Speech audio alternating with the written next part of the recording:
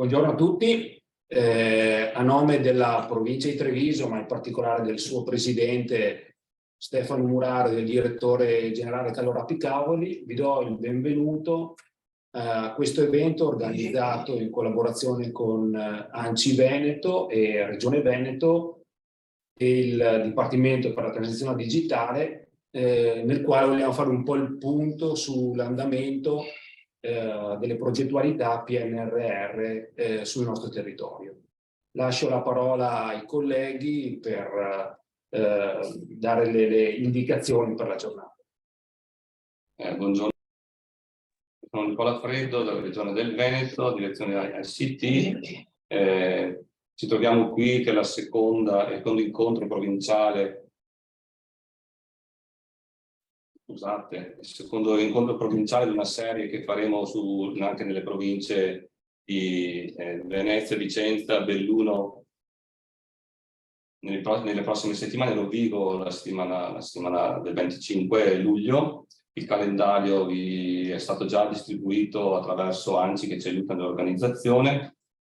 Oggi sono qui con noi Stefano De Colle per Regione del Veneto, che ci darà indicazioni sull'evoluzione dei prodotti regionali in rapporto alle indicazioni e alle prescrizioni del PNRR. Poi interverranno Marcello Missaggia del comune di Treviso, referente provinciale per gli RTD, Antonio Cianfrone invece della provincia di Treviso, responsabile referente per il SAD.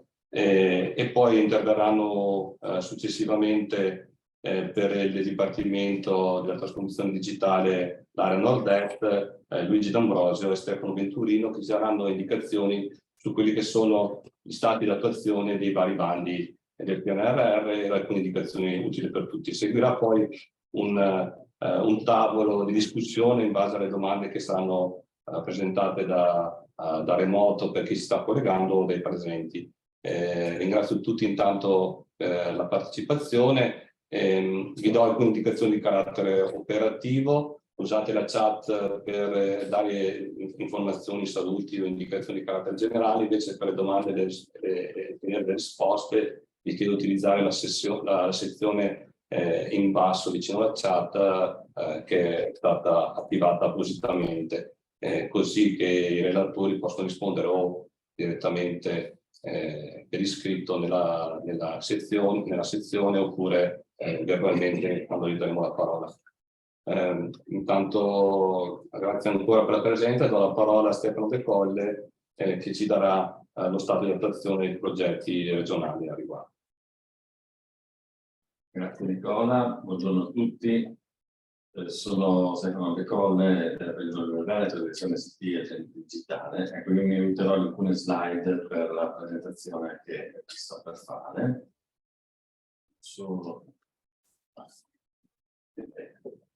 Credo stiate vedendo, vero? Benissimo. Allora, il mio compito è quello appunto di elencare, di proporvi quelle che sono le azioni di Regione del Veneto riguardo agli avvisi del PNRR. Lo farò con particolare riferimento a 3 azioni, la 141, la 143 e la 144. Iniziamo proprio dalla 141, solo vediamo se mi segue, benissimo, ci siamo.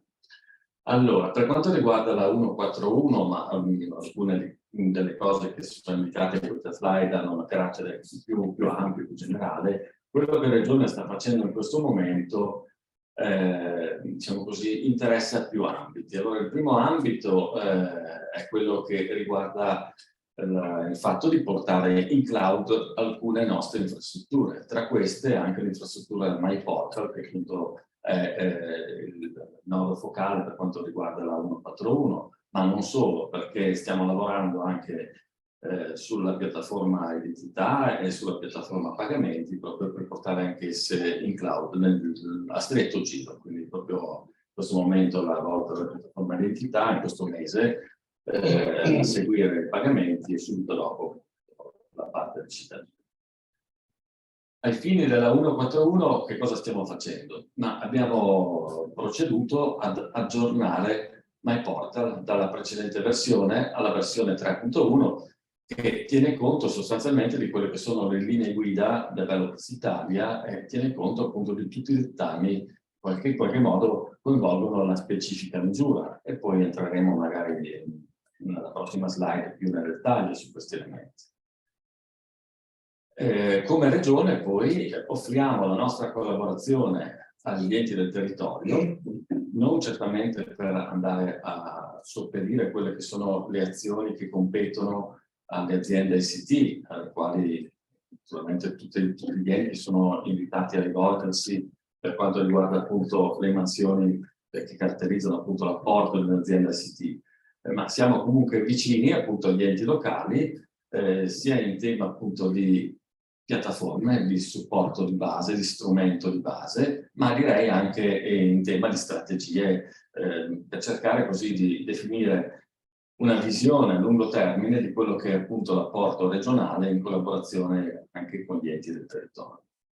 E infine, così come stiamo facendo oggi, ci stiamo muovendo sul territorio per organizzare dei tavoli di lavoro con i comuni interessati, interessati al nostro supporto, insieme naturalmente a quelli che sono gli attori coinvolti appunto nel contesto del PNRR. Chi appunto mi ha preceduto ha già presentato, chi ad esempio oggi poi elencherà le proprie esposizioni appunto in questo contesto. 141 in due azioni, sapete benissimo, di cittadino informato e l'altra di cittadino attivo.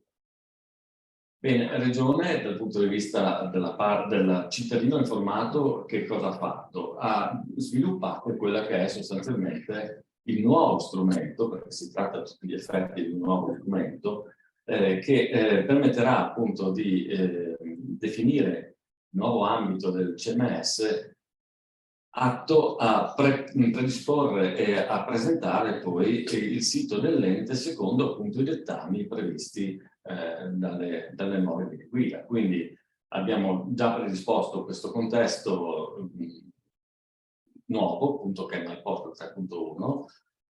Ci siamo anche già confrontati con molto piacere appunto con le persone del Dipartimento che hanno confermato la validità appunto di quello che stiamo operando, di quello che stiamo facendo, e mettiamo a disposizione appunto questo strumento affinché i comuni insieme ai loro partner tecnologici possano appunto fruire dello strumento stesso per cogliere gli obiettivi della 141. Ecco, da questo punto di vista abbiamo a disposizione oggi, proprio per gli enti che lo chiedono, che lo chiederanno assieme ai loro partner tecnologici, un ambiente di test che permette appunto di visionare, di cominciare in qualche modo a prendere un po' di confidenza con quello che è il nuovo ambiente, il nuovo NetPort 3.1. Sarà è un ambiente di test, quindi gli enti sanno che possono eventualmente richiedere appunto questo ambiente di test e essendo tale permetterà di agire, permetterà di provare, permetterà di fare appunto delle sperimentazioni che resteranno tali, quindi poi quello che verrà fatto lì non è che verrà poi migrato nel contesto di produzione, perché quello riguarderà appunto l'ambiente di produzione. Ecco, da questo punto di vista diciamo che in maniera trasversale proprio sulla 141 per quanto concerne sia la parte cittadino informato che la componente cittadino attivo, in collaborazione con ANCI Veneto e anche con il Dipartimento con il quale appunto rimarco questa collaborazione molto stretta e ringrazio per quello appunto che stiamo riuscendo a fare in maniera assieme per essere appunto il più possibile di supporto agli enti. Bene, dicevo, con ANCI Veneto abbiamo messo a disposizione poi un'informativa che invitiamo tutti gli enti a compilare e che ci permette in qualche modo di fotografare quelle che sono le esigenze degli enti, di conoscere quali sono i partner tecnologici degli enti, di modo da offrire la maggior vicinanza, quindi una vicinanza la più puntuale possibile proprio ai partner e agli enti stessi, proprio per raccogliere gli obiettivi che tutti desideriamo vengano accolti nei modi e nei tempi previsti dalla norma. Per la componente cittadino attivo, ma per la componente cittadino attivo la Regione ha messo a disposizione uno strumento che direi caratterizza effettivamente l'elemento più innovativo nel contesto appunto della 141. Che cosa abbiamo fatto? Abbiamo innanzitutto così ragionato, ci siamo confrontati parecchio internamente proprio perché ci siamo detti che se dobbiamo mettere a disposizione come ente pubblico uno strumento per gli enti del territorio, questo doveva essere assolutamente uno strumento aperto, quindi uno strumento che consentisse sì di mettere a terra eventuali soluzioni in termini di servizi digitali realizzate in qualche maniera come livelli essenziali di reti digitali, come li chiamiamo noi, LED, da Regione del Veneto o dagli enti del territorio stesso. Ma poiché appunto le caratteristiche dettate dalle linee guida sono molto precise e quindi vanno poi a definire in maniera puntuale come devono essere presentati direi e fruiti soprattutto i servizi digitali nel contesto della 141, quello che abbiamo voluto fare è realizzare uno strumento che in qualche maniera identifichi quella che è l'area personale del cittadino. Perché questo? Perché appunto le linee guida definiscono in maniera ripeto, evidente il fatto che c'è una sola area personale del cittadino e che quest'area personale del cittadino deve essere tale da permettere di fruire dei servizi digitali che la specifica amministrazione metterà a disposizione dei propri cittadini, indipendentemente da chi è il soggetto che ha realizzato lo specifico servizio digitale. Quindi abbiamo detto, come ente pubblico ci sentiamo appunto per certi versi in dovere appunto di mettere a terra uno strumento che da subito consenta a tutti indistintamente, ovviamente sottostante determinate poi condizioni di carattere tecnico, di esporre i propri servizi nel contesto di questo unico oggetto, quest'unica area personale. Chiarisco un po' meglio, non è che tutto venga presentato all'interno dell'area personale. Sappiamo che il cittadino ha a disposizione, per la parte del cittadino informato, una voce di menu, anche questa evidenziata molto chiara a livello appunto di mock-up e di modelli appunto da realizzare, che si chiama servizi. Quindi partendo dal sito, il cittadino, che è il focus in questo contesto appunto dell'attenzione, avrà a disposizione la sezione servizi del proprio sito. All'interno della sezione servizi del proprio sito troverà le schede informative, l'elenco dei servizi, le schede informative di tutti i servizi fatte secondo appunto i canoni delle linee guida, e a quel punto, una volta che ha scelto lo specifico servizio, transiterà in questo contesto all'interno della MyArea per fruire del servizio. Quindi ci sarà un'autenticazione. Noi prevediamo un single sign-on, quindi un'autenticazione unica che permetta poi, ripeto, di fruire di tutti i servizi, sempre indipendentemente da chi li ha realizzati. E in questo contesto appunto di area personale del cittadino, il cittadino appunto andrà ad agire, andrà a fruire dello specifico servizio. Come? Ereditando appunto quelli che sono i tematismi tipici del proprio sito. E poi nel concetto di regione avrà a disposizione, non tanto per il cittadino quanto per le aziende, un perimetro dove il generico fornitore sarà in grado appunto di ridisegnare il front-end dei propri servizi per esporlo nel contesto della MyArea regionale utilizzando una tecnologia a microfrontend. Ecco, quindi questo per noi è effettivamente l'elemento più nuovo, l'elemento che vuole in qualche maniera guardare più lontano, tant'è che appunto è stato riportato anche poi nella parte bassa della slide. Questa proposta regionale realizza una soluzione aperta, MyArea, così come l'abbiamo chiamata appunto l'area personale del cittadino, insieme a MyPA, che è il repository dei dati sostanzialmente dove vengono depositati la sottomissione della domanda, l'evoluzione in termini di stati di avanzamento, la chiusura della domanda stesso, sono state ideate appunto per rendere disponibili i servizi digitali di tutti in un'unica sezione, e Regione del Veneto appunto con MyPorta 3.1 e i lab regionali diciamo così, presenta i propri servizi alla pari, insomma, di quelli che sono altri soggetti. Noi suggeriamo veramente l'utilizzo tutti di questa abbinata MyArea e MyPA regionale. Perché? Perché questi, dal nostro punto di vista, questo utilizzo appunto di questi due strumenti, di questi due tool, permette all'ente di essere assolutamente indipendente in qualsiasi momento, in quanto appunto può comunque presentare al cittadino i servizi del proprio partner tecnologico.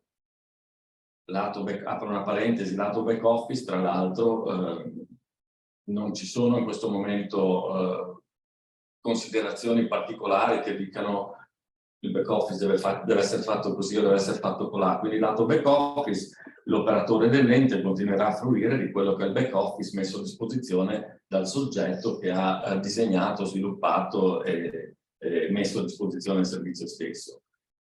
Lato invece cittadino, appunto, c'è questa fruizione in un contesto unificato, omogeneo e quant'altro, e quello che è veramente molto interessante è che i dati essenziali che caratterizzano la domanda sono ripositati appunto in MyPA, presentati su questa MyArea, ovvero sono depositati in un repository pubblico, e ciò permette una libertà d'azione appunto all'ente importante, perché anche qualora dovesse trovarsi di fronte poi, a seguito di gare, eccetera, eccetera, ad un cambio di fornitore, la storia del cittadino in termini appunto di trascorso digitale è depositata in questo repository pubblico, e quindi non deve chiedere nulla a nessuno, perché non è altro che continuare a fluire da un soggetto ad un altro, mantenendo comunque lo storico dei dati esattamente in questo repository regionale. Passo alla 143, quindi adozione di piattaforma PagoPA e Appio. Ecco, da questo punto di vista che cosa stiamo facendo, e che cosa abbiamo fatto e che cosa stiamo facendo? Allora, anche qui abbiamo una diversificazione tra quella che è l'adozione della piattaforma PagoPA e quella che è poi l'adozione della piattaforma Appio. Per quanto riguarda la prima, quindi PagoPA, l'idea di fondo sostanzialmente è di far sì che il tipo dovuto, di nuovo appunto presenti caratteristiche di completezza, eccetera, eccetera, tutto secondo normativa, poi permetta appunto di far transitare quella che è la comunicazione, quindi il messaggio sostanzialmente che al cittadino è stato in qualche maniera riservato, per il cittadino è stato emesso sostanzialmente un dovuto, dove su Appio, ecco, la Regione del Veneto supporta gli enti da questo punto di vista, sempre di nuovo in abbinamento e in affiancamento a quello che è il partner tecnologico scelto dall'ente. D'altro canto supportiamo anche appunto l'ente per quanto concerne l'adozione della piattaforma Appio. In che modo? Mettendo a disposizione sostanzialmente sia per servizi regionali che possono essere scelti da un elenco appunto di servizi che la Regione in qualche maniera ha evidenziato, ma anche per servizi proposti da terze parti o per servizi propri dell'ente, una funzionalità che si chiama My Notification Hub, che permette di far fluire sostanzialmente dallo specifico applicativo verso lo specifico contenitore di messaggi su Appio quello che è appunto il messaggio proprio di quell'applicazione. In altre parole, la Regione ha e svolge un ruolo di soggetto aggregatore nei confronti di PagoPA per quanto concerne le comunicazioni su Appio, sia per se stessa ma soprattutto per tutti gli enti del territorio, similmente a quanto sta facendo ad esempio in campo identitario o in altri contesti. Quindi quello che appunto noi siamo in grado di fare è un'azione tipo quella che ho descritto, quindi tramite appunto o funzionalità intrinseche ai prodotti, se questi sono prodotti regionali, piuttosto che fruendo appunto di questa funzionalità che si chiama My Notification Hub, offrire un servizio, di nuovo un affiancamento, non mi ripeto, alla linea del territorio, insomma, che scelta dallo specifico ente pubblico. Siamo in grado appunto di mettere a disposizione da un lato un servizio che è quello di creazione e di generazione sostanzialmente del contenitore in APIO atto poi a ricevere e a mostrare i messaggi nei confronti dei cittadini, ma dall'altro anche da interloquire con PagoPA, in quanto sappiamo che questa misura ha subito insomma, un iter un po' particolare, nel senso che la misura è uscita in determinati tempi, in tempi successivi poi sono state emanate delle linee guida da parte di PagoPA sulle modalità con cui deve essere concepito un determinato servizio in avvio, e quindi in questo momento stiamo anche collaborando appunto con PagoPA per non dico supportarli, ma per definire insomma per quanto possiamo quella che sarà la tassonomia dei servizi e quindi fare in modo poi che gli enti possano effettivamente cogliere i loro risultati senza correre il rischio che magari appunto se non ci dovesse essere la completezza di tutti i servizi presentati da potersi presentare appunto sull'app nazionale possano in qualche maniera rivedere le cose. Qui magari poi mi seguirà a dire le cose meglio di me perché le conosce senz'altro meglio di me, proprio in un contesto ripeto evolutivo, in un contesto di supporto all'ente quando appunto ci sarà la necessaria chiarezza per poter andare in questa direzione. Ultima cosa che volevo comunicare è quella che riguarda l'avviso 144. L'avviso 144 ha a che fare con l'identità digitale. Ecco, qui Regione del Veneto sappiamo che mette a disposizione un gateway di identità che si chiama MyD, che già integrava precedentemente a quelli che sono i tempi definiti appunto dal bando SPID, e che nei tempi definiti dal bando ha integrato CIE e lo ha fatto utilizzando un protocollo di comunicazione che si chiama SAML2. Il bando che cosa prevede? Prevede appunto che l'ente che fruisce del bando stesso metta a disposizione per il cittadino entrambe queste due forme identitarie di riconoscimento del cittadino stesso. Una situazione solo SPID o una situazione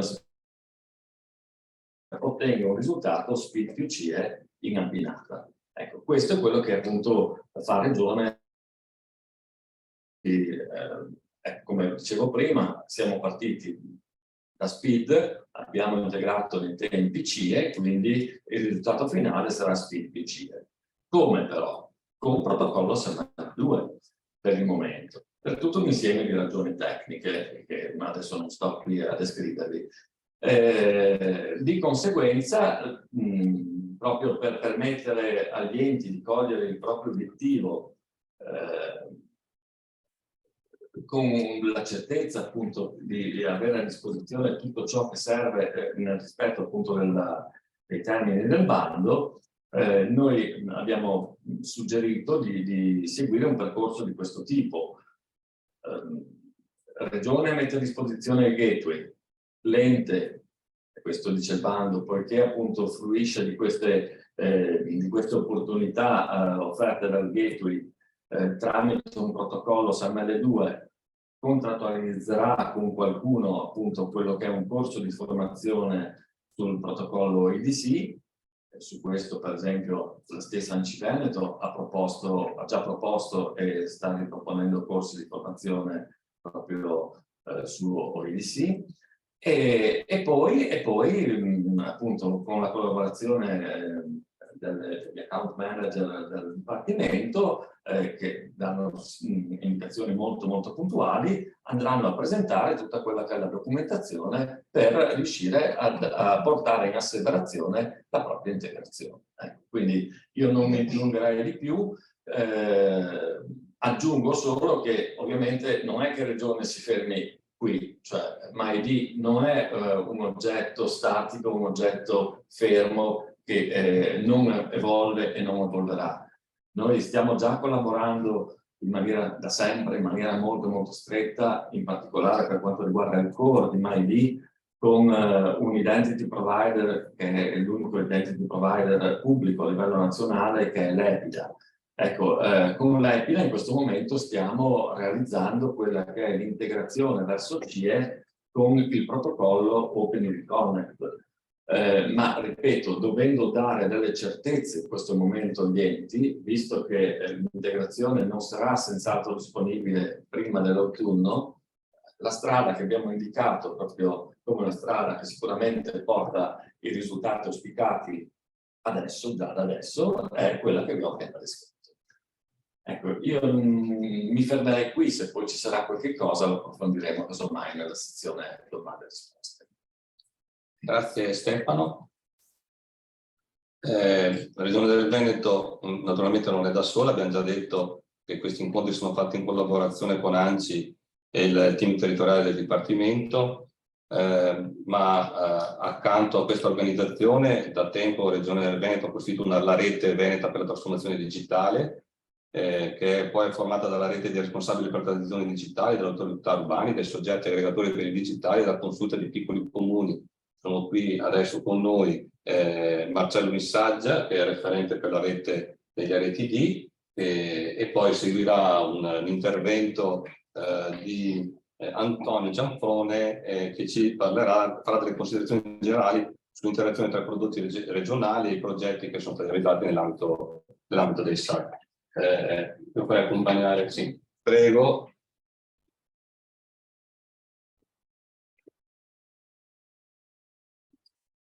Grazie, buongiorno a tutti. Un breve intervento per raccontare cosa sta facendo il Comune di Treviso in ambito PNRR in collaborazione con la Regione.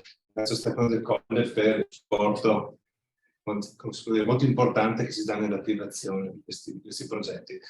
La prima misura è l'esperienza del cittadino nei servizi pubblici. Il Comune di Treviso già usa MyPortal 3 ormai da successo da alcuni anni, e quindi la scelta dell'amministrazione è di proseguire con MyPortal in versione 3.1 in modo tale da implementare le funzionalità richieste dal bando. Ovviamente acquisiremo nel mercato un supporto alla migrazione, quanto la quantità di dati che sono presenti nel nostro sito è elevatissima. Per quanto riguarda invece la parte del cittadino attivo, anche qui useremo l'ecosistema MyPortal, quindi MyPortal, MyID, MyArea.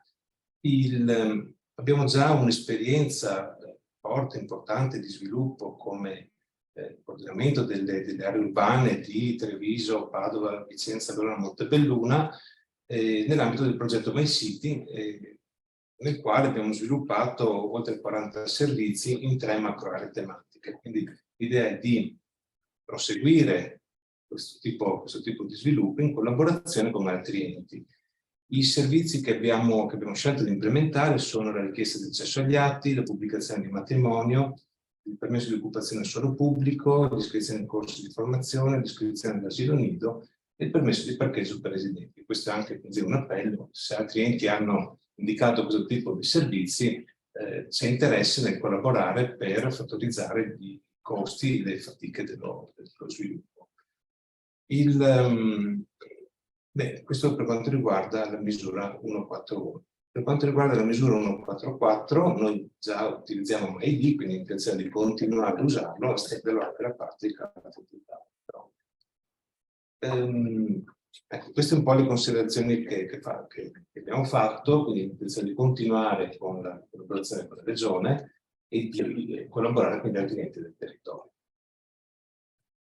Grazie Marcello.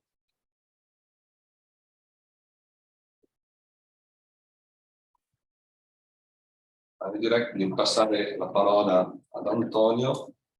Naturalmente i incontri che facciamo sono anche per stimolare da parte dei comuni intanto la richiesta di aiuto verso la Regione per implementare i prodotti. Naturalmente far A supporto c'è anche il SAD e la rete degli RTD, quindi per gli RTD che avessero necessità è possibile contattarci per avere delle informazioni, oltre al supporto dato per il PNRR, e ognuno può fare riferimento al proprio SAD anche per capire rispetto ai progetti già implementati quali sono le opzioni che offre il PNRR. Antonio, ti lascio la parola. Sì, grazie Nicola. Rispetto al tema del coinvolgimento dei comuni in questa azione importante, insomma, che il PNRR ha in qualche modo incentivato, ecco, devo dire che con i finanziamenti sui progetti POR-FESR, diciamo, l'azione del SAD, comune accordo, insomma, coordinata dalla Regione Veneto, ha un po' preceduto quello che è stato poi l'avvento del PNRR. Di fatto, quindi, il primo lavoro che abbiamo dovuto fare è stato quello di coinvolgere i comuni, spiegare loro l'importanza che questa transizione messe sul campo. Dopodiché, devo dire che è arrivato il PNRR e con la mole di finanziamenti che si è portato dietro ha un po' cambiato la logica, no, dei progetti che noi avevamo un po' messo insieme anche a Regione. Siamo passati da una logica che era quella del SAD, no, in cui cerchiamo di fare insieme, facciamo un po' un'economia di scala, pensiamo a una progettualità condivisa, ho il mio budget e quindi posso in qualche modo arrangiarmi a portare avanti ecco, il vero sforzo, insomma, che abbiamo dei comuni anche in questo, nell'adesione ai vari progetti, ai vari bandi di finanziamento PNRR, è stata quella comunque di mantenere un focus su servizi utili per i cittadini.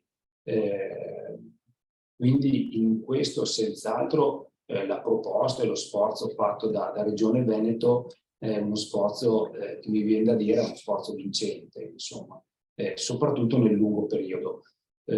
Se in prima battuta il tentativo era quello di dire chiediamo qualsiasi cosa perché così abbiamo i soldi e possiamo fare tutto, poi invece si è arrivati a ragionare su facciamo delle cose utili che abbiano un senso e possono essere mantenute anche nel tempo.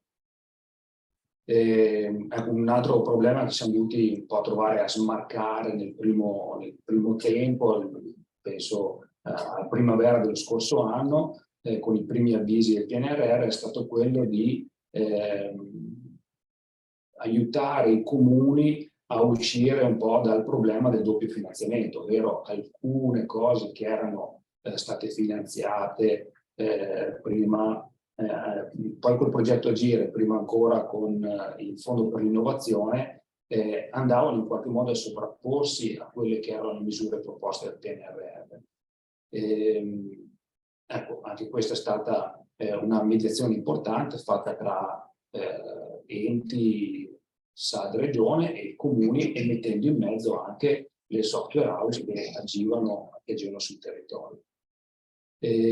Una volta partecipato ai bandi, quindi una volta diciamo, identificato quello che era la strada di erogazione dei servizi e la modalità con cui si voleva farli, il problema è stato aiutare, affiancare i comuni nell'azione di affidamento di questi nuovi servizi. C'era una grossa difficoltà a capire la norma, c'erano norme che un po' si intersecavano tra di loro, anche con l'obiettivo di semplificare chiaramente l'azione di affidamento dei progetti PNRR, ma questo ha creato un po' di ansia, insomma un po' di confusione nei comuni, soprattutto nei comuni più piccoli, magari meno strutturati. Allora attraverso una serie anche di webinar, mettendo insieme la stazione appaltante della provincia di Treviso, Regione Veneto e col supporto di ANCI Veneto abbiamo appunto fatto questi webinar informativi, creato un vademecum utile ai group nell'affidamento di questi servizi. Da parte nostra, come soggetto aggregatore per il digitale, il tentativo con cui abbiamo lavorato prima sul progetto Agire, ma poi anche nel mentre sul PNRR, è stato quello di cercare di facilitare i comuni, facilitare ai comuni l'accesso ai servizi messi a disposizione dalla Regione Veneto. Quello che abbiamo cercato di fare è stato quello di accompagnare attraverso anche momenti formativi i comuni nell'utilizzo di questi servizi, sostituendoci a volte a loro. In alcuni casi il referente del SAD ha configurato dall'inizio alla fine il servizio per il comune. Ecco, una criticità in questo percorso che abbiamo previsto e su cui ci siamo anche molto confrontati con Regione è aver notato come lo sviluppo di un nuovo servizio o l'integrazione di servizi verso MyPortal o su MyPortal richiede una stretta sinergia non soltanto fra ente, SAD e Regione Veneto, ma anche tra le software house che in qualche modo sono implicate in questo lavoro, che sia la società di servizi che Regione Veneto utilizza per l'implementazione di questi servizi o la software house che supporta il comune con il suo protocollo piuttosto che con gli altri verticali. Ecco, mi sembra di poter dire che la difficoltà non è tanto nel realizzare un pezzo, no, di questa fornitura, il singolo software, la singola integrazione, il singolo connettore, ma quanto è quella di mettere insieme, no, queste esigenze, quindi esigenze, tempi e progetti di regione, struttura di regione e esigenze, tempi e struttura che il comune ha, che è la software house del comune ha. Un altro grosso tema che sembra di dover sottolineare è quello della sostenibilità di questi progetti, no? I finanziamenti che oggi sono messi in campo servono in qualche modo a finanziare lo start-up di questa attività, l'avvio di questi servizi a livello comunale, ma poi ogni comune deve pensare bene a come poter mantenere nel tempo, no, questi servizi a spese proprie. È evidente che una parte di spesa che oggi l'ente utilizza per mantenere, che ne so, l'infrastruttura in casa dovrà essere spostata per sostenere le spese di infrastrutture in SaaS piuttosto che servizi fuori dal comune. E poi c'è, ecco, in questo la proposta di Regione mi sembra che in qualche modo possa sollevare da una qualche incombenza l'ente proprio per il modo con cui la Regione avanza la sua proposta. La vera questione è garantire, no, da parte della struttura regionale a tutti i comuni il mantenimento, l'aggiornamento, il debugging, insomma la correzione di tutti questi servizi messi a disposizione, considerando anche che il comune ha bisogno di avere degli SLA certi, degli SLA adeguati alle proprie esigenze. Sì, mi sembra che questo non sia un tema secondario, perché non vorrei che potessimo accorgerci di qualcuna di queste pecche quando ormai siamo in fase di emergenza. Quindi bene l'iniziativa di Regione, anzi credo che sia proprio importante per i comuni sapere di avere al fianco un ente strutturato che può dare risposte di questo tipo, che può dare anche strumenti che facilitano anche il dialogo col proprio fornitore di servizi, che in qualche modo non legano l'ente comune al proprio fornitore, ma dall'altra parte l'attenzione è proprio alla sostenibilità, alla manutenibilità di questi servizi e alla gestione degli SLA che devono essere adeguati alle esigenze. Grazie. Grazie a te, Antonio. Scusate. Sì, grazie Antonio. Adesso io farei una piccola sintesi prima di passare all'intervento del team territoriale, poi ci ritorniamo magari nell'ultima fase dell'incontro. Antonio ha toccato alcuni punti che erano già emersi anche nel precedente incontro. La complessità delle relazioni tra i vari soggetti, in qualche modo agire e MyCity e MyData hanno fatto capire ai comuni la complessità di tutte queste relazioni. Quindi sono stati un po' hanno aperto diciamo, le fila a quelli che poi erano gli interventi del PNRR, ma sono stato anche un momento, insomma, di conoscenza e di crescimento delle competenze e quindi un'esperienza molto importante nel quale abbiamo fatto tesoro sia come regione, ma penso anche tutti i soggetti coinvolti.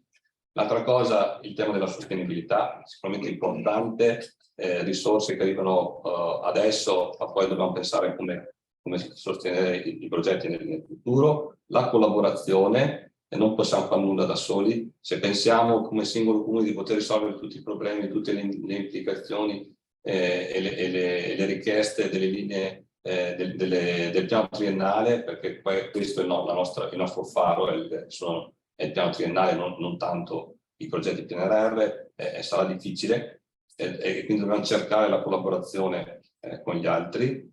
Mantenere una qualità dei servizi, una volta che abbiamo dato il servizio va mantenuta la qualità, anche la qualità dei servizi vuol dire costi, vuol dire anche personale formato, conoscenze e competenze. Anche qui da soli difficilmente riusciamo ad affrontare questi temi ed infine mantenere che le scelte strategiche e le implementazioni tecniche lasciano spazi ad una interoperabilità degli altri soggetti.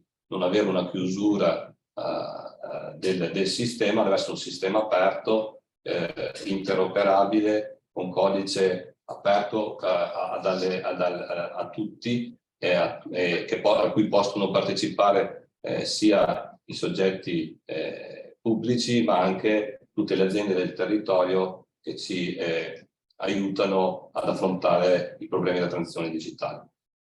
Su questi temi magari ci torniamo dopo. Io adesso darei la parola al team territoriale del Dipartimento che ci illustrerà tanto lo stato di attuazione degli avvisi nella provincia di Treviso e poi una serie di indicazioni di carattere amministrativo e tecnico che possono essere utili a tutti i comuni.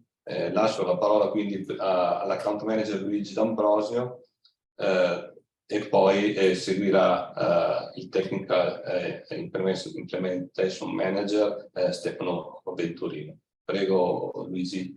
Grazie. Grazie Nicola, grazie a tutti, grazie dell'invito, soprattutto che ci avete coinvolto in questo incontro che reputiamo estremamente strategico e in linea con quelli che sono i nostri obiettivi. Grazie alla Regione Veneto, alla provincia di Treviso e ad ANCI. Io sono, come ha anticipato Nicola, Luigi D'Ambrosio, sono uno degli account manager della provincia che segue gli enti sulla provincia di Treviso. Con me oggi c'è il Technical Implementation Manager Stefano Venturino e poi chiude insomma il team di questa provincia Marco Malandrino, che non è con noi oggi, non è presente con noi oggi, è un altro account che segue anche lui gli enti della provincia di Treviso. Io vi condivido alcune slide che abbiamo preparato per fare un po' il punto sullo stato e per rimarcare ancora ulteriormente chi siamo, insomma, qual è il nostro obiettivo e come possiamo aiutarvi in questo processo di digitalizzazione della pubblica amministrazione. Il nostro team territoriale è composto da, come vedete, abbiamo lasciato questa slide in modo che avete anche contezza del nostro team del nord-est Italia. Quindi siamo tanti, siamo tutti esperti, ci suddividiamo tra account manager e technical implementation manager, poi ci sono delle figure, diciamo, trasversali che sono più strumentali, diciamo, alla nostra operatività.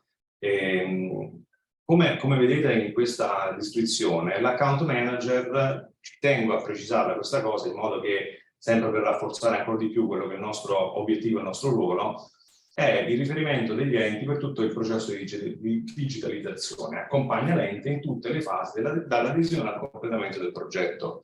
Come ho il piacere di vedere enti con cui ci sentiamo spessissimo, per qualsiasi cosa, perché il nostro obiettivo è proprio questo. Io quello che invito sempre a tutti gli enti è di contattarci. Noi abbiamo fatto una campagna delle volte anche pressante sul nostro ruolo, sulla nostra figura, e con l'invito però a contattarci. Tutti noi abbiamo lasciato i nostri regali diretti, quindi oltre alla mail istituzionale avete anche i nostri cellulari.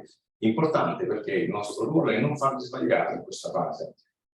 Come vedete, oltre all'account c'è la parte di Technical Implementation Manager, quindi l'esperto tecnico che vi permette di entrare nel dettaglio e studiare le soluzioni. Quindi anche nel caso in cui, visto che abbiamo a che fare con degli enti anche poco strutturati delle volte, è bene che noi riusciamo a compensare anche questa mancanza, quindi con i Technical Implementation Manager, che sono esperti tecnici che poi ci aiutano a configurare al meglio queste soluzioni. Adesso noi siamo in una fase particolare, perché siamo in una fase di contrattualizzazione e attuazione degli avvisi, una fase in cui poi entrano in gioco altri soggetti che sono gli asseveratori. Però, come già alcuni di voi sanno, ci siamo detti, siamo noi stessi ad essere asseveratori. Siamo asseveratori su un'altra area d'Italia, quindi i colleghi che asseverano quest'area sono o account manager o technical implementation manager di un'altra area. Quindi anche noi conosciamo benissimo i processi di asseverazione, quindi anche in questa fase vi possiamo e vi dobbiamo aiutare. Questo è il nostro ruolo.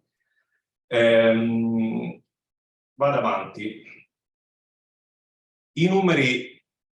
Questo è molto interessante, questo grafico, perché questi sono i numeri delle candidature attive in corso sulla provincia di Treviso, e sono estremamente contento, da account manager di questa provincia, a vedere questi numeri. Sono molto contento perché, come ben vedete, la provincia di Treviso è molto avanti sia a livello regionale che a livello zona nord-est Italia, quindi su 4 regioni.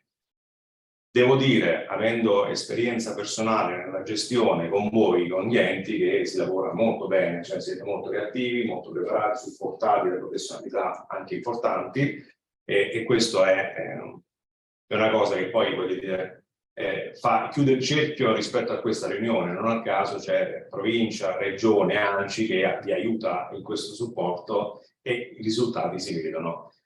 Ho evidenziato una colonna, non perché è un po' marginale rispetto alle altre, ma perché fondamentalmente la 143 Pago PA, quella sono i numeri della misura 143 Pago PA, è l'unica misura che attualmente è ancora attiva.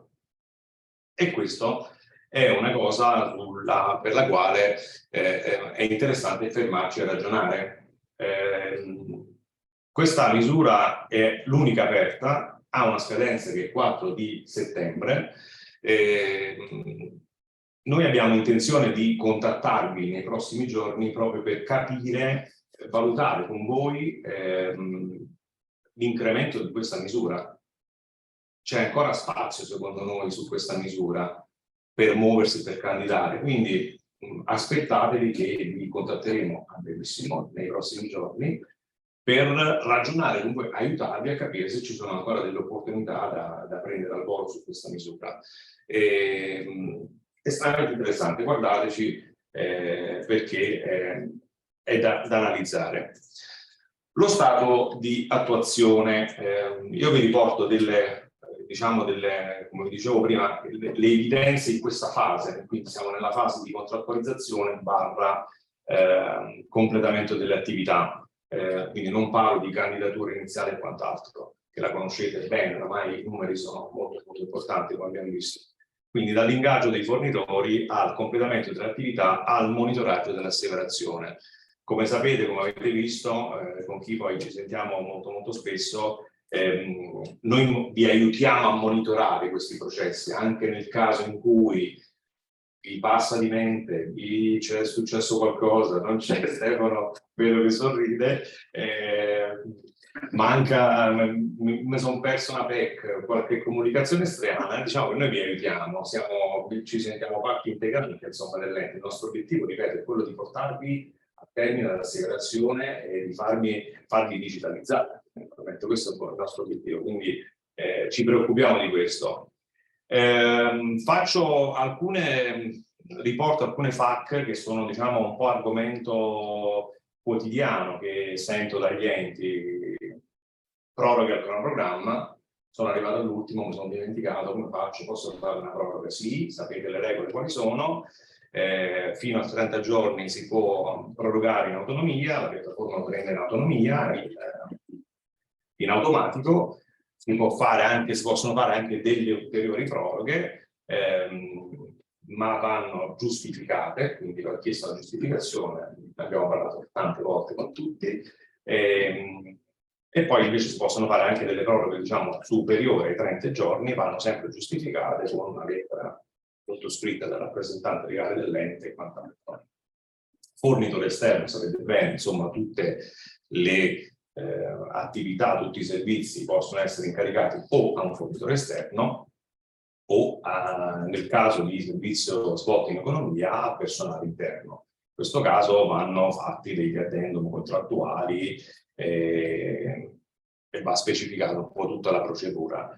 Io vi ricordo che su tutti questi aspetti, visto che sono comunque aspetti molto singolari, quindi ogni ente ha la sua situazione, il suo contesto, la sua organizzazione, contattateci sempre, nel senso ci esternalizzate quella che è la problematica e cercheremo insieme a voi di individuare quella che è la soluzione su queste cose. Tanto sono processi che abbiamo visto spesso. Per quanto riguarda gli affidamenti in economia, che ultimamente insomma sento che molti chiedono informazioni, ci sono tutta una serie di elementi che si devono rispettare, quindi cosa si deve riportare dal codice unico del progetto al livello di finanziamento, tutto il resto, però in dettaglio chi ha bisogno di sapere cosa, come può essere aiutato, mi manda una mail, ci contatta e noi vi delucidiamo su tutti questi aspetti. L'altro aspetto interessante, anche questo, perché poi dopo vi descriverò brevemente la fase di asseverazione, come si svolge, ma fondamentalmente calcolate sempre, io lo dico sempre, che chi svolge l'asseverazione non siamo noi, quindi non è che conosciamo i progressi dell'ente, non lo sappiamo. Chi svolge l'asseverazione è un collega che dall'altra parte trova un ente, quindi in relazione alla documentazione che ha a disposizione deve essere in grado di ricostruire tutto quello che è successo nell'ente.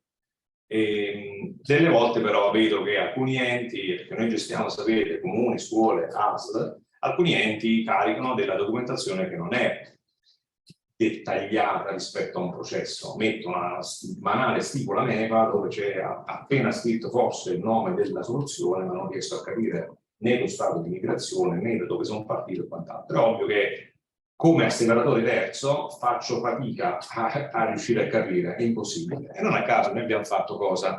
Nella piattaforma abbiamo implementato una funzionalità che permette di caricare ulteriori addendum contrattuali post contrattualizzazione. Chiuso contrattualizzazione, ci rendiamo conto che mancano dei documenti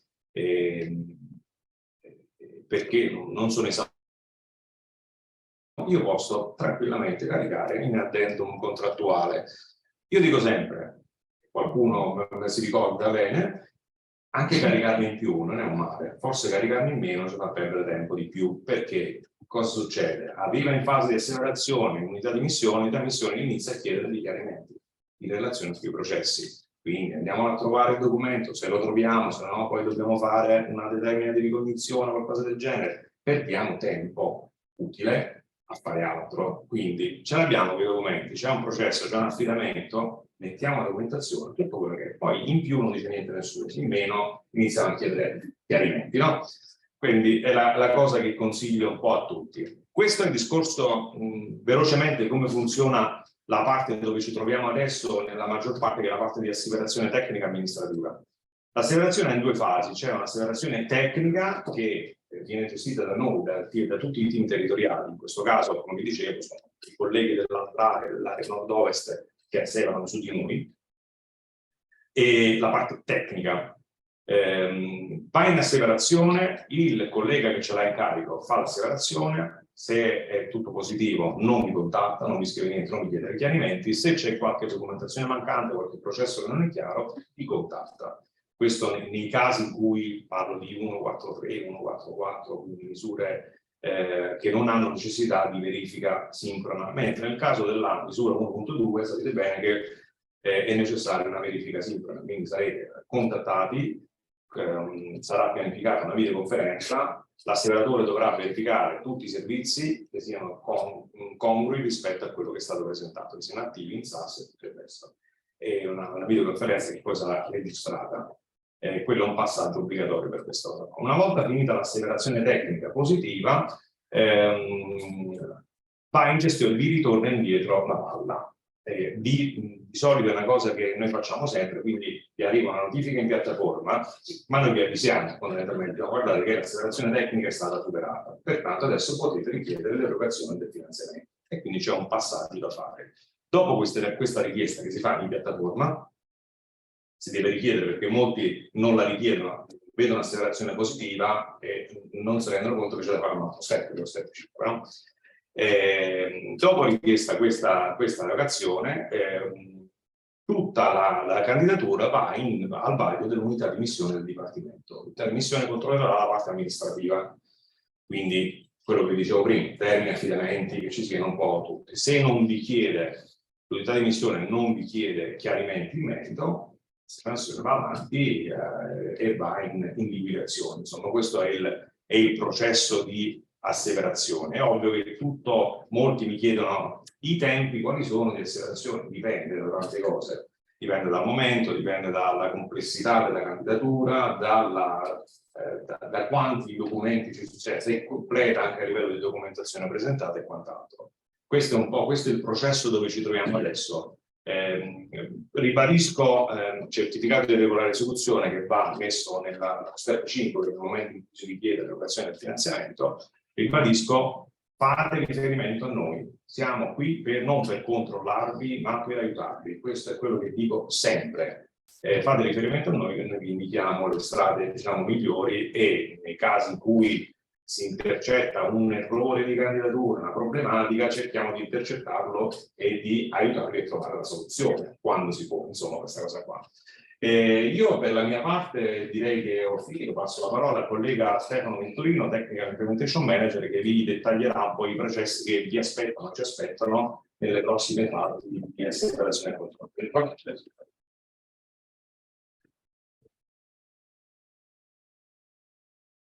Buongiorno a tutti anche da parte mia. Come diceva Luigi, io mi occupo per la provincia di Treviso, siamo lui, e continueremo delle parti tecniche. Adesso andiamo a vedere velocemente qualche flash sulle misure in corso e vedrete che sulle misure per le quali c'è ancora un po' di, diciamo, necessità di chiarimento sono state emanate dei decreti delle prove, giusto per arrivare a capire meglio cosa si andrà a fare in fase di asseverazione. Cercheremo anche di mutuare quello che ne vediamo quando facciamo le asseverazioni su altre aree territoriali. In particolare per l'1.2, che è la misura, come accennava Luigi, meno automatica, anzi è quasi totalmente manuale, che prevede molte interazioni tra enti e asseveratori. Allora, ecco, innanzitutto, uno dei consigli che noi diamo spesso a tutti gli enti è che non appena sono in grado di procedere all'asseverazione, di mandare avanti la richiesta di asseverazione. Perché questo? Perché così vanno a filtrare con un programma. E nel malaugurato caso in cui la misura non vada bene, ci sia qualcosa sulla candidatura da correggere, comunque l'asseveratori vi darà una risposta di tipo parziale. Con una risposta di tipo parziale troverete poi una notifica in piattaforma che vi invita a correggere il tiro fondamentalmente. Perché mandare avanti la richiesta di asseverazione? Perché appunto tenete fermo con un programma e quindi avete del margine per poi andare a sistemare. Ok.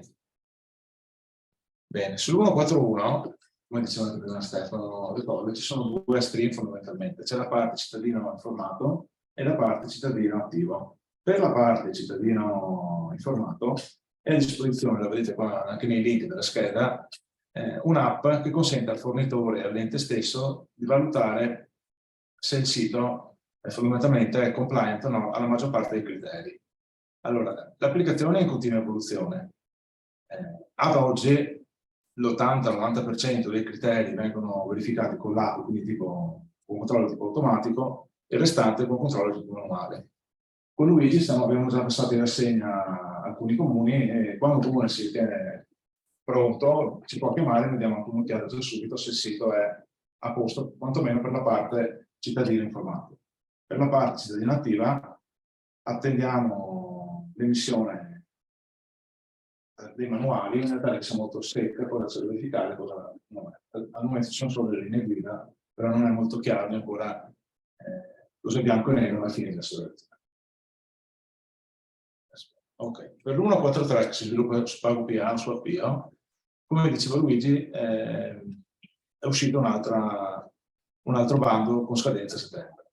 Allora, per la parte che riguarda PagoPA, diciamo che dal punto di vista di verifica se l'asseverazione è positiva o meno è abbastanza semplice, perché il processo si ritiene concluso quando per ogni singola voce tassonomica che è stata candidata si è verificata una transazione.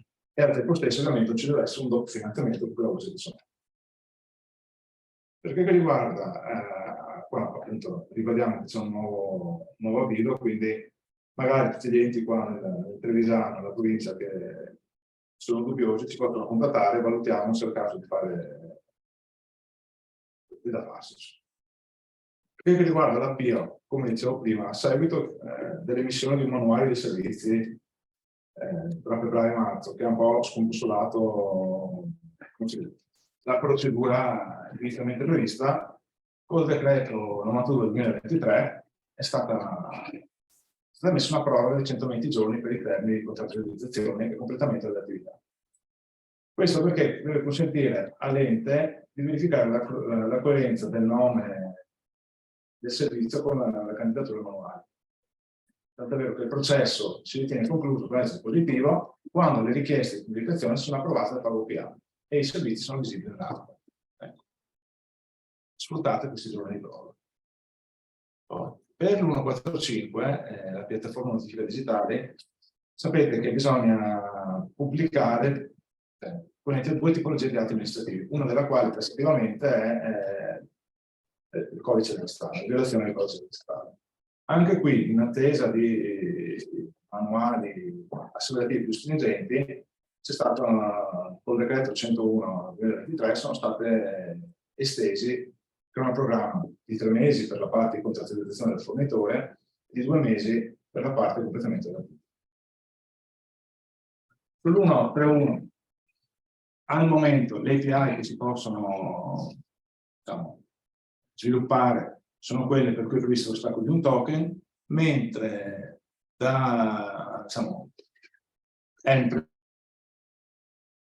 sono pubblicabili anche quelle dove anche qui siamo in attesa di indicazioni un pochino più stringenti. Ecco, torniamo all'1.2 che più dibattute, sulla quale comunque siamo arrivati a dare informazioni più puntuali. C'è una parte che non viene vista dall'assevratore perché la dichiarazione dell'NSA che viene fatta automaticamente in back office, diciamo, da parte del soggetto portatore, ma tornando indietro, sono previste continue interazioni con l'asseveratore. Il consiglio mio è di caricare subito al portale tutti i contratti, tutti gli addendum necessari, come diceva anche Luigi, per evitare poi un continuo rimbalzo e un allungamento dei tempi.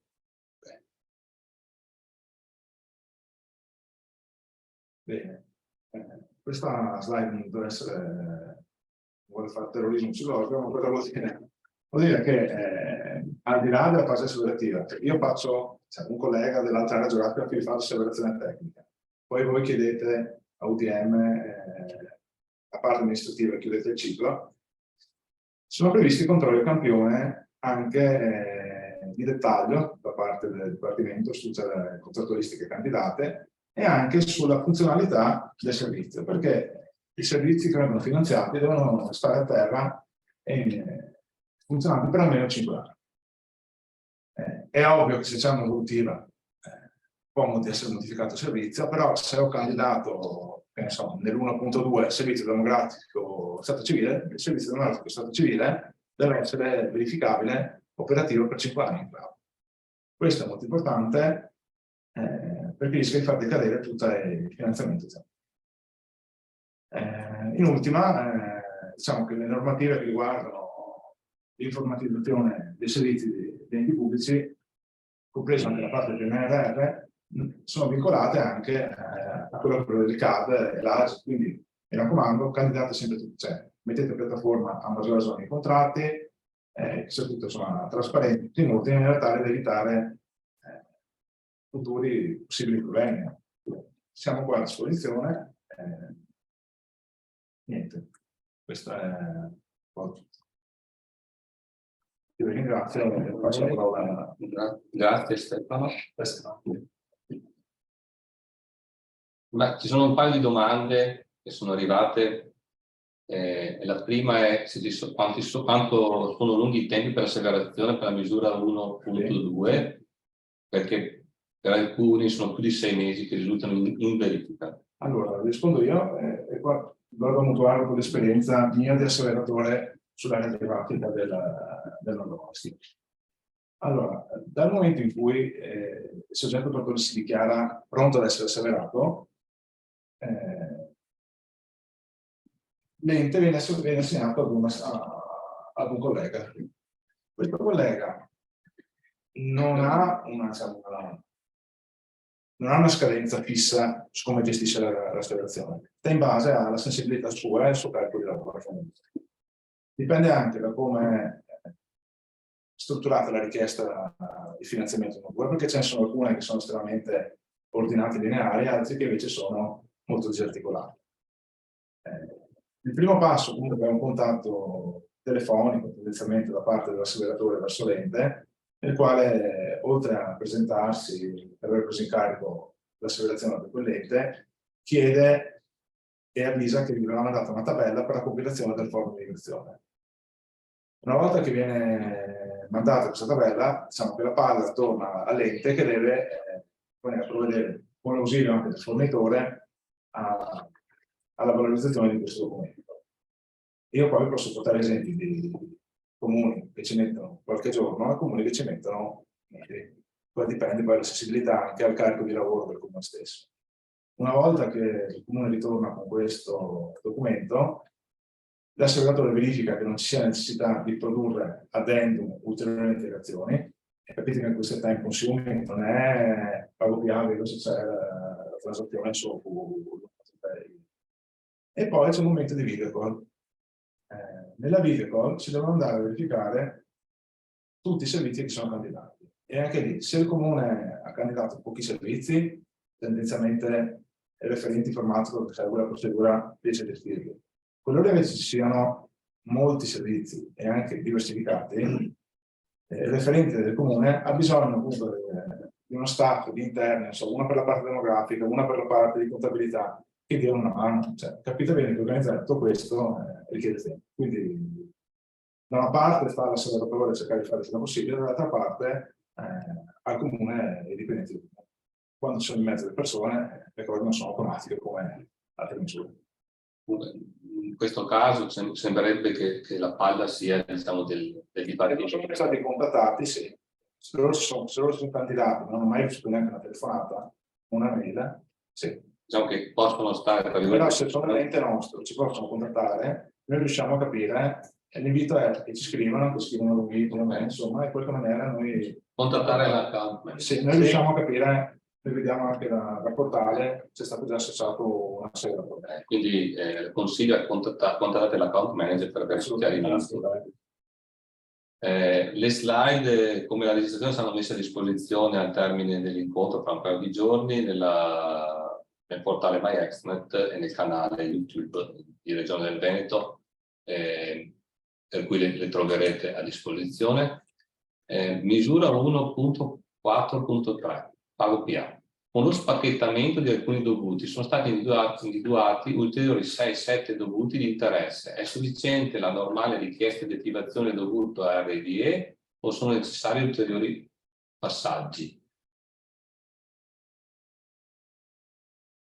Allora, per quanto riguarda la Regione del Veneto, la procedura di attivazione dovuti si fa con gli stessi criteri che si è fatto, non c'è una procedura diversa. Invece credo che sia importante che questi dovuti siano all'interno della domanda. Assolutamente sì. Assolutamente sì, quindi C'è all'interno dell'elenco delle velocità sonore che cambiano. ok, se qualcuno è ancora diciamo nella finestra perché Si può ricandidare, certo. può Che ricandidare, sarà oggetto di quello che dicevo prima, di un contatto che faremo su tutti gli enti. ok, quindi in questo caso diciamo, visto che sono stati dati gli ulteriori dovuti, contattare l'account manager per concordare le modalità con cui integrare la domanda o comunque presentare una nuova domanda con l'integrazione. Mentre a parte Regione Veneto la procedura è sempre la stessa. Ricordo comunque che in generale è necessario poi che ci sia un'integrazione con il processo, no, di rendicontazione del pagamento e non solo l'attivazione del servizio, che è una delle cose che forse sono state già ricordate anche nelle slide precedenti. Anche perché proprio la misura impone il fatto che i servizi che vengono candidati siano servizi che devono essere attivati e funzionanti entro il termine del completamento dell'attività. È importantissimo questo. Okay. Vabbè, se non siete ancora contattati, la domanda, il consiglio è sempre quello di contattare il vostro account manager che cercherà di capire qual è la situazione. Per quanto riguarda le liquidazioni del fondo innovazione, prendiamo atto che ci sono ancora alcuni comuni che non hanno avuto la liquidazione. Anche qui contattate il vostro referente ANCI che vi ha seguito nel fondo di innovazione per capire qual è la problematica a riguardo, quindi avete anche lì i contatti, mettiamo a disposizione degli staff apposta per potervi dare risposte puntualmente nella vostra esigenza. Per quanto riguarda Appio, la confusione legata alla definizione del servizio è stata chiarita, essendo la RWE di fatto il fornitore, dobbiamo indicare la RWE come soggetto realizzatore? No, sui fornitori abbiamo già dato più volte informazioni. Regione del Veneto non è un fornitore, è un partner tecnologico in alcuni casi, è chiaro che è il servizio, ma non è il fornitore. Nel senso quello che viene contrattualizzato ai fini del PNRR. Può essere o un soggetto esterno oppure l'attività viene svolta diciamo in proprio, cioè all'interno. Se volete dare qualche indicazione solo per chiarire questo passaggio. Comunque per quanto riguarda il problema dei immagino per la confusione intenda Stefano i nomi di servizi, prima avevi detto che sono continui rapporti con abbiamo visto che c'è una proroga di 120 giorni che proprio dovrebbe permettere di chiarire queste cose. Le proroghe vengono sono fatte proprio perché è un problema a livello nazionale, devono essere chiarite alcune cose. Qual è il vantaggio di avere un rapporto diretto con Regione Veneto? Che questi rapporti con il Dipartimento li fa direttamente Regione, voi vi troverete diciamo il risultato di questi accordi che poi insomma sono valutati a livello nazionale senza dover intervenire diciamo direttamente voi, lo fa Regione Veneto per tutti i comuni che usano l'Appio e diciamo il servizio Appio tramite Regione Veneto. I portali il 3.1 e Area e MyPA sono rilasciati con sorgenti licenza open source o sono messi a disposizione dei comuni con licenza d'uso ma ben documentate nelle API e website disponibili per integrazione da parte dei comuni e delle loro software house? Allora, provo a rispondere a pezzetti. Allora, la prima cosa è che il prodotto MyPortal hanno una licenza open source, sono stati pubblicati, non ancora, sì.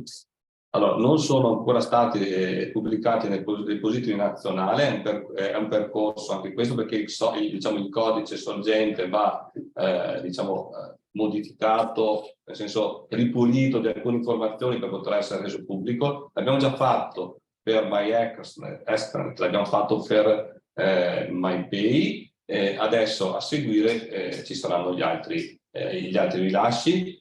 Comunque questo non non cambia il fatto che il codice è open source, non ancora pubblicato, ma è licenza open source. La seconda cosa è che la documentazione relativa ad eventuali integrazioni, modifiche, API, integrazioni di terze parti, le istruzioni e le informazioni vengono rilasciate ai comuni che ne fanno richiesta e alle aziende, perché in questo momento, come dicevamo, non sono i repositi nazionali, già nell'incontro che faremo il 6 di luglio a Padova parleremo del kit di integrazione della MyArea, dove saranno date le istruzioni, diciamo, una panoramica generale su come utilizzare diciamo, i kit di integrazione e di elaborazione dei servizi. Già da oggi, ma ce ne saranno anche altri, stiamo contattando, incontreremo i comuni e le software house che al momento sono resi disponibili per spiegare dal punto di vista tecnico approfondito come utilizzare il kit di integrazione per MyArea e MyPortal. Stefano, magari puoi dire qualche dettaglio.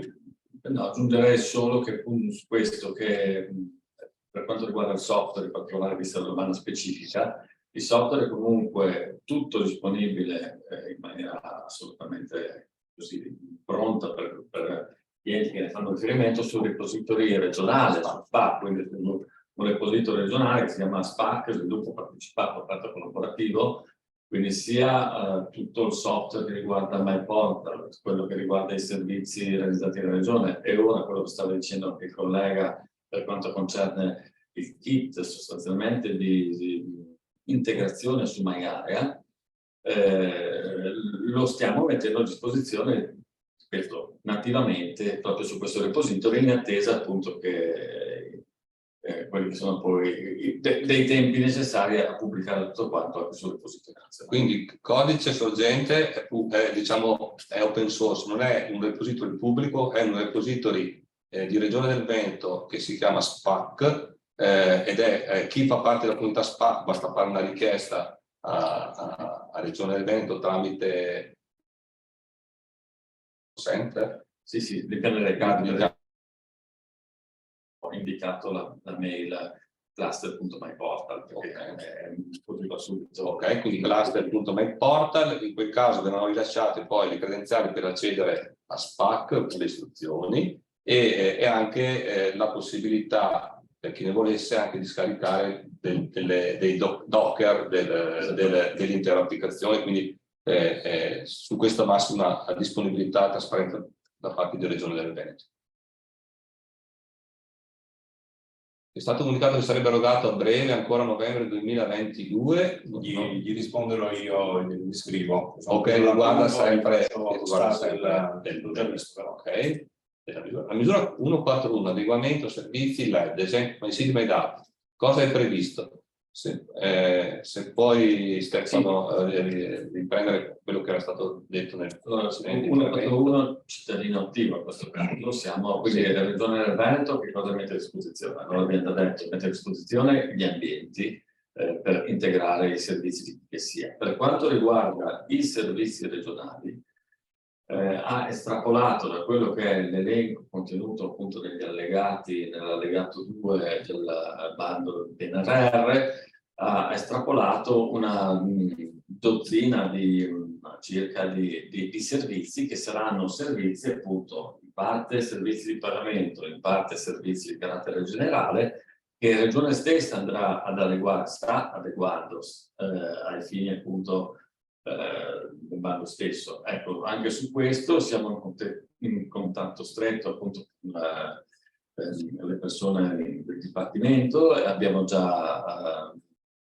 fatto vedere appunto come stiamo interagendo, come stiamo sviluppando l'evoluzione di questi servizi, di questi LED, che ovviamente non fa altro che seguire quelli che sono appunto i dettami a livello nazionale, quindi il servizio che verrà mostrato appunto al cittadino seguendo le le classiche 4 sezioni, accettazione delle condizioni privacy, dati personali della figura che presenta la domanda, dati particolari legati allo specifico servizio, scheda di riassunto con sottomissione della domanda piuttosto che paga. Esatto, ripeto, giovedì ci sarà anche una demo sia della MyArea, come funziona, che dei servizi, di alcuni servizi, sia lato cittadino che da back office, per capirne il funzionamento generale e poi le istruzioni per poter partecipare e partecipare allo sviluppo, alle integrazioni e a quant'altro. Mi sono segnato una cosa che volevo anche conferma, che era stato detto sempre nel precedente incontro a Padova, sulla sostenibilità, cioè l'obbligo di mantenere i servizi attivi per 5 anni è un obbligo del comune, non è un obbligo dell'azienda. Quindi non so se io ripeto, ma vi chiedo conferma, cioè voi o lo contrattualizzate, altrimenti e così potete eventualmente rivalervi con loro, insomma, nella gestione, aver programmato tutto quanto. Ma quando vi faranno, diciamo, l'intervista per verificare qual è la situazione, la fanno il comune, la verifica è in capo al comune, responsabilità. Perché comunque i contributi li prende il comune. Poi non ci sono altre domande, non so se presenti volevano aggiungere qualcosa. Sono le 12:30, abbiamo ancora un po' di tempo eventualmente. Vediamo, sarà sì, dal punto di vista tecnico, allora la registrazione sarà disponibile. Dobbiamo fare soltanto una verifica che sia andato tutto a buon fine e metterci una serie di intestazioni, le solite cose, poi sarà pubblicata probabilmente nell'arco di un paio di giorni, così come le slide. Siamo sempre sul sito, sul portale MyExtranet, oppure lo trovate nel canale YouTube di Agenda Digitale del Veneto. Lì trovate sia anche tutti i precedenti incontri, le registrazioni, i materiali che abbiamo messo e mettiamo a disposizione. L'altra cosa che vorrei dire è, per esempio, noi continuiamo a invitarvi in presenza agli eventi, non è solo un modo, non è solo perché vogliamo vedervi, no, ma è perché è il modo forse più diretto per scambiarci alcune osservazioni, sia anche sulle interazioni regione, comuni, SAD ed altro, che molte volte magari insomma nei 5 minuti dopo o a fine incontro è possibile fare qualche chiacchierata in più, e quindi vi invitiamo sempre a essere presenti. Naturalmente noi vi diamo sempre la possibilità di accedere da remoto, ma come vedete le interazioni sono sempre un po' complicate. Per quanto riguarda invece un appello che facciamo ai comuni, è quello di, se utilizzate i prodotti regionali, di chiedere il supporto esplicitamente e non pensare che vi sarà dato tutto, diciamo, a prescindere. Non perché non vi sarà dato, ma perché dobbiamo programmare il rilascio di tutte le attività. Allora, soltanto diciamo per esempio la migrazione da 3.0 al 3.1 è soggetta a una programmazione, ma l'implementazione dei singoli servizi. Allora, noi implementiamo i servizi a livello generale, ma poi il singolo comune ha delle attività da svolgere, e se non abbiamo contezza del numero di comuni che hanno bisogno del nostro supporto, chi arriva per ultimo andrà in coda con il rischio, insomma, di trovarsi spiazzato perché avranno in scadenza magari le asseverazioni piuttosto che altre cose. Tra l'altro ricordo che diciamo, il cronoprogramma dell'asseverazione viene bloccato nel momento in cui è fatta la richiesta, nel momento in cui ci sono le integrazioni riscatta, diciamo, riprende il cronoprogramma, e per cui i giorni che vi rimarranno sono quelli che avete a disposizione. Se lo fate a 2 giorni dalla fine ne avete solo 2. Quindi noi abbiamo necessità di fare programmazione. su questa cosa, perché le risorse non sono infinite. Poi naturalmente la Regione prosegue, come ha detto Stefano, continuamente nell'evoluzione delle piattaforme. Nel mese di luglio è previsto il rilascio e il passaggio in cloud dei maggiori prodotti nostri per darvi un servizio maggiore, di qualità maggiore, anche perché nel momento in cui ci saranno, si moltiplicheranno le richieste, perché l'utilizzo del servizio non è più l'utilizzo di un portale, non è più lo stesso meccanismo, le integrazioni con i protocolli, le integrazioni con i pagamenti, aumenteranno il numero di chiamate in generale, quindi abbiamo programmato già il passaggio ad una, diciamo, a una struttura più performante. E poi le altre cose sono gli sviluppi che man mano vengono portati avanti.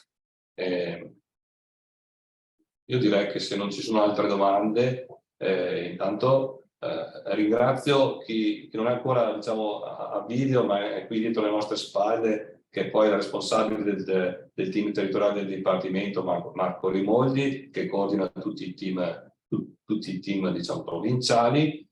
Poi ringrazio naturalmente la provincia di Treviso che ci ha ospitato e che ha organizzato la parte tecnica, il comune di Treviso che è sempre disponibile e che ha fatto un appello, quello di utilizzare i prodotti sviluppati dalla comunità, perché alla fine i prodotti non sono di Regione Veneto, sono prodotti di una comunità di enti che si sono uniti per sviluppare prodotti assieme e dare delle risposte a tecniche il più possibile adeguate alle esigenze dei cittadini. E infine ringrazio, spero di non aver invitato nessuno, tutto il team territoriale e in particolare che ha partecipato oggi, Luigi D'Ambrosio e Stefano Venturino. E infine naturalmente Federica la regia che ci aiuta in tutti questi incontri. Ora vi aspettiamo tutti a Padova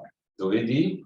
Per tutti gli altri comuni che non fanno parte della provincia di Treviso invece arriveranno gli avvisi per i successivi incontri naturalmente territoriali provinciali. Grazie a tutti e alla prossima.